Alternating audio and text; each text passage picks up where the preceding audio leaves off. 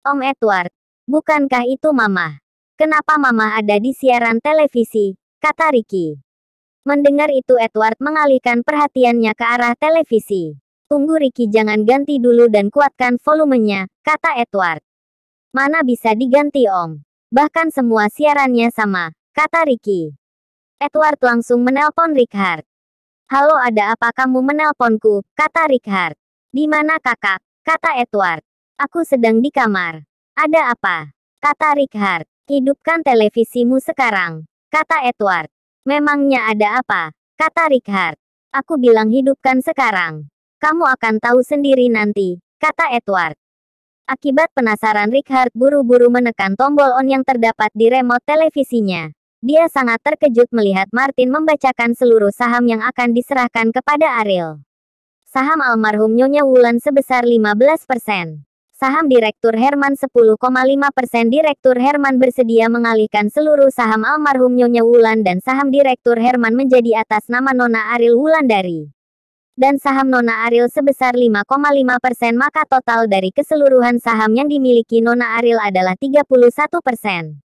Pada hari ini tanggal 28 Mei tahun 2018 Nona Ariel disahkan menjadi pemegang saham tertinggi di perusahaan PT Wenda, kata Martin membacakan rapat.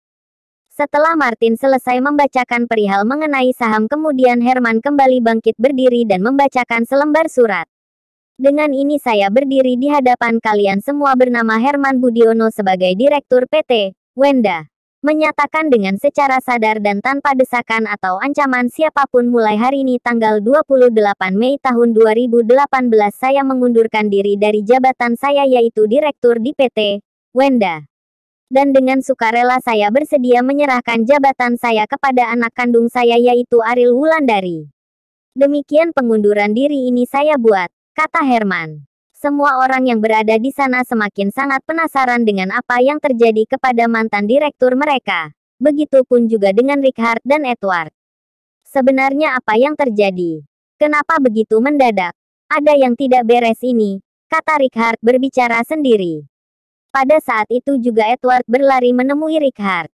Tidakkah kakak mencurigai sesuatu? Kata Edward. Tunggu dulu Edward. Aku juga masih terkejut dengan berita ini, kata Richard yang masih setia menonton televisi.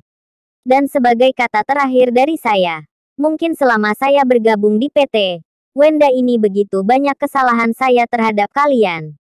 Baik itu dari cara saya memperlakukan kalian maupun cara saya berbicara. Saya meminta maaf atas semua sikap saya terhadap kalian semua. Saya mengucapkan terima kasih banyak kepada kalian. Tanpa bantuan dan kerja keras kalian perusahaan ini tidak akan berjalan dengan baik. Sekali lagi saya ucapkan maaf yang sebesar-besarnya dan terima kasih banyak. Sekian rapat hari ini. Saya undur diri, kata Herman menundukkan kepalanya dan pergi meninggalkan lokasi rapat. Namun di luar ruang rapat para reporter sudah menunggu Herman. Saat Herman keluar semua para reporter sudah melayangkan segudang pertanyaan kepada Herman dan sambil menunggu sosok Ariel keluar. Sementara di dalam ruang rapat, para anggota rapat memberi salam selamat kepada Ariel. Ariel selamat dan semoga sukses, kata Martin. Iya Om, terima kasih banyak Om, kata Ariel menyalam Martin. Pada saat Martin dan Ariel keluar, mereka sudah dikerumuni para reporter yang sangat banyak. Baiklah, besok saya dan anak saya akan adakan konversi pers, kata Herman. Sementara Martin berjalan menembus kerumunan dan menyelamatkan Ariel. Waktunya Ariel untuk pulang. Ariel berniat ingin kembali ke rumah Rika namun dia teringat dengan Ratna dan antek-anteknya. Akhirnya Ariel memutuskan pulang ke rumahnya. Sesampainya di rumah dia melihat satpam itu tidak berani menghalangi Ariel seperti yang dilakukan hari itu. Ariel melihat keadaan rumahnya hancur berantakan, mungkin Ratna dan Putri sudah mengetahui apa yang terjadi. Ariel tidak melihat ada Putri di sana. Hanya Ratna sendiri yang menangis dan dengan keadaan yang hancur. Ariel duduk di sofa itu dan tersenyum melihat keadaan Ratna. Kurang ajar kamu. Kembalikan milik suamiku, kata Ratna. Suamimu yang mana yang kamu maksud? Herman atau yang lain, kata Ariel. Kamu sudah mengambil semua harta suamiku, kata Ratna. Aku tidak merasa mengambil harta suamimu. Aku hanya mengambil milik ibuku, kata Ariel. Ini semua milik Herman, kata Ratna. Ah, Aku lelah sekali malam ini.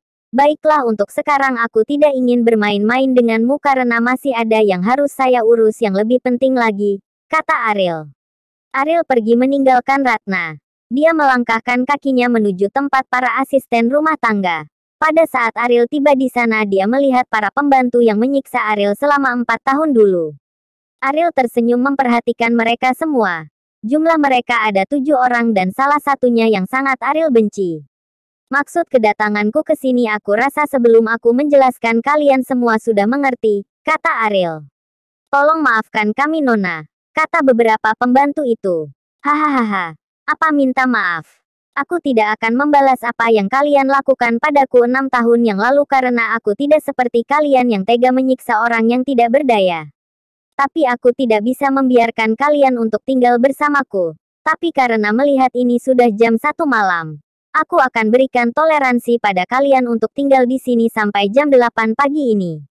Tapi tidak denganmu. Aku tidak bisa membiarkanmu tinggal di sini. Apakah kamu tidak ingat dengan perkataanku dulu? Maka sekaranglah waktunya aku akan menyeretmu. Silahkan pergi dan tinggalkan rumahku sekarang juga, kata Ariel menarik pembantu itu. Tolong beri aku waktu untuk besok Nona. Bagaimana mungkin aku bisa pergi malam-malam begini? Tolong kasihanilah aku, kata pembantu itu. Apa kasihani? Kamu masih berani-beraninya meminta kasihan kepadaku setelah apa yang sudah kamu lakukan padaku. Aku bisa saja memaafkanmu tetapi aku tidak bisa karena kamulah aku kehilangan anakku. Kamulah penyebabnya, kata Ariel menangis. Jika kamu ingin ku maafkan maka kembalikan anakku. Jika tidak aku akan mencebloskanmu ke penjara karena kamu mencoba membunuhku dan juga anakku, kata Ariel. Aku hanya disuruh. Aku tidak bisa menolak permintaan Nyonya Ratna pada saat itu Nona, kata pembantu itu. Aku tidak peduli kamu disuruh atau tidak. Yang aku tahu kamulah yang mencoba ingin membunuhku dan juga anakku, kata Ariel. Nyonya Ratna lah yang menumpahkan minyak itu bukan aku. Ini semua salah Nyonya Ratna bukan salahku, kata pembantu itu berlari menemui Ratna. Ariel dan pembantu yang lainnya berlari mengikuti wanita itu. Cepat katakan bahwa kamulah yang menumpahkan minyak waktu itu, kata wanita itu mengancam Ratna menggunakan pisau. Apa yang kamu lakukan? Lepaskan pisaumu. Baik, aku akan mengakui semuanya. Tapi jauh dulu pisaumu, kata Ratna. Pembantu itu melemparkan pisau itu. Dan pada saat itu juga Irwan dan Putri baru saja tiba. Pisau tersebut terjatuh tepat di kaki Putri. Cepat katakan, kata wanita itu kepada Ratna. Iya, akulah yang menyuruhmu. Tapi kamulah yang menumpahkan minyak itu, kata Ratna. Tetap saja kamu yang bersalah, kata wanita itu. Aku bisa saja melepaskan kalian berdua kalau saja kalian mau jujur padaku, kata Ariel. Katakan apa yang ingin kami akui, kata Ratna. Di mana anakku sekarang? Kata Ariel. Anakmu sudah meninggal Ariel, kata Ratna. Bohong, kamu berbohong, kata Ariel menangis.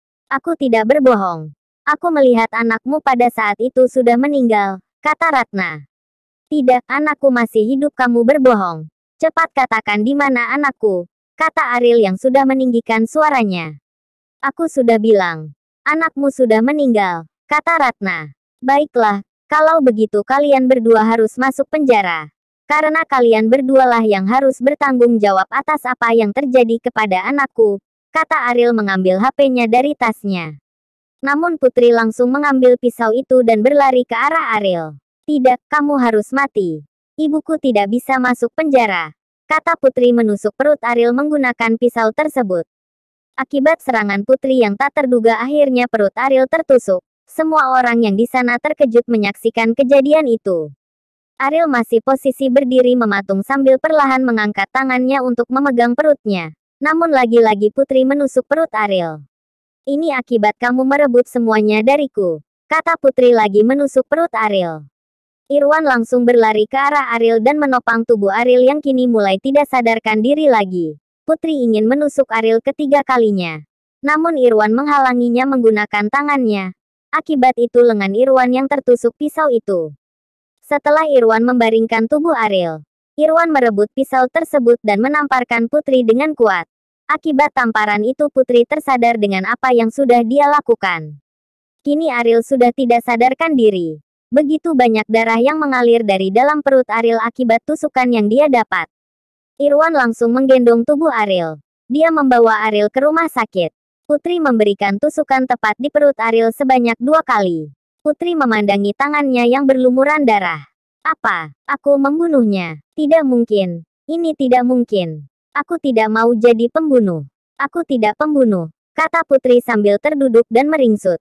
Tidak, itu bukan. Aku tidak pembunuh, kata Putri. Ratna langsung berlari ke arah Putri. Putri, sadarlah nak, kata Ratna memegang wajah Putri. Aku bukan pembunuh. Aku tidak membunuhnya, kata Putri. Iya nak, iya, kata Ratna menangis. Hahaha, aku membunuhnya. Ternyata aku seorang pembunuh. Hahaha, kata Putri tertawa.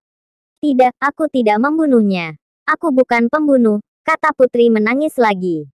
Ratna melihat tingkah anaknya. Putri sadarlah, kata Ratna. Sementara Irwan baru saja tiba di rumah sakit. Dan ini waktunya sudah jam 3 pagi. Tolong selamatkan dia. Perutnya tertusuk pisau, kata Irwan sambil meletakkan tubuh Ariel di brangkar. Irwan mengikuti perawat berlari. Irwan memegang tangan Ariel yang sudah begitu dingin dan kaki Ariel pun sudah sangat pucat dan dingin. Irwan terduduk di kursi tunggu ruang ICU dan beberapa kali mengusap wajahnya. Setelah itu memeluk kepalanya dengan menggunakan kedua tangannya. Kadang-kadang dia berdiri dan menjambak rambutnya sendiri. Irwan berjalan-jalan ke sana kemari, sambil menggigit jarinya dan kadang bertolak pinggang.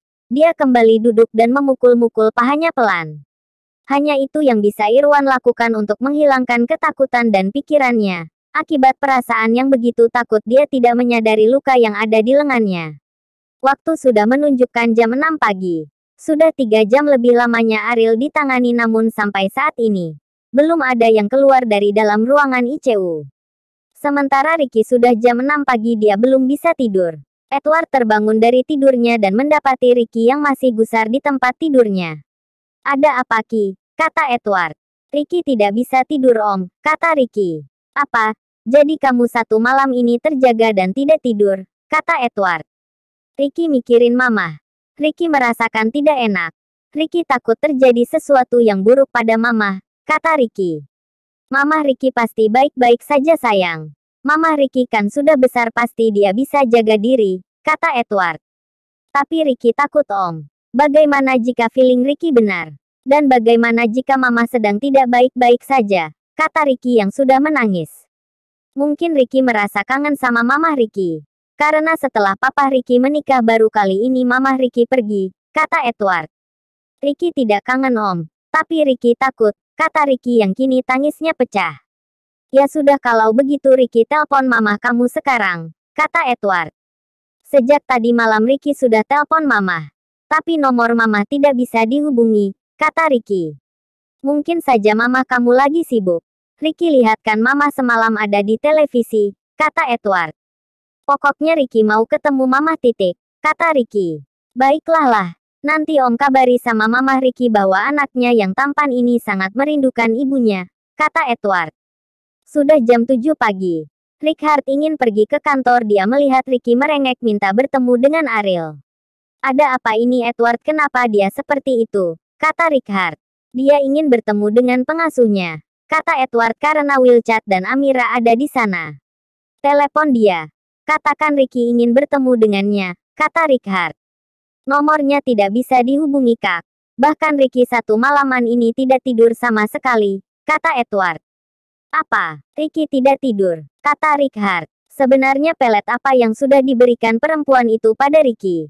Sehingga Ricky bisa terpikat olehnya, kata Amira. Tante Amira diamlah, ini semua terjadi gara-gara tante. Kalau sesuatu terjadi pada mama Ricky, Ricky tidak akan maafin papa, kakek dan juga tante. Kalian bertiga jahat, kata Ricky masih menangis. Baiklah Ricky kita akan bertemu dengan tante Ariel. Tapi setelah papa selesai bekerja ya sayang, papa akan cari tante Ariel, kata Richard. Kalau begitu Ricky ikut sama papa, kata Ricky. Baiklah.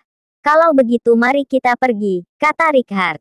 Mau tidak mau akhirnya Edward dan Richard membawa Ricky ke kantor mereka.